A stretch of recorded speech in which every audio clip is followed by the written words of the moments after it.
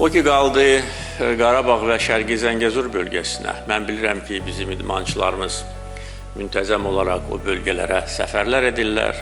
Artıq orada 10 min insan yerləşib. Onların böyük hissəsi uşaqlardır, gənclərdir. O yerləri heç vaxt görməyən uşaqlar, gənclər böyük həvəslə ora qayıdırlar və əlbəttə ki, görkəmli Azərbaycan idmançılarının azad edilmiş torpaqlara müntəzəm səfərləri gənclər üçün də, uşaqlar üçün də böyük hadisə olacaq.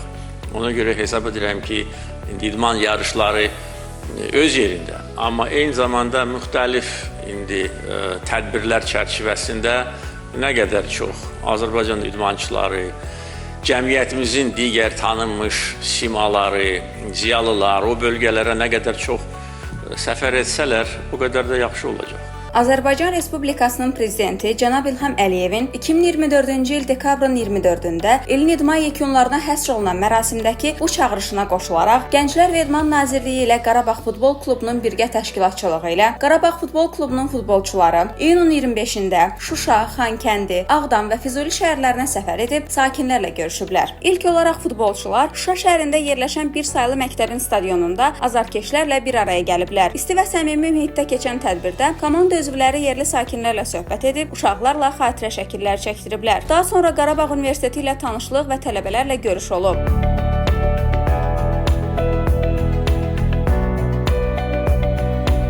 Sonra qonaqlar bu təhsil ocağının İncəsənət Fakültəsinin müəllim və tələbələrinin ifasında muğama qulaq asıblar.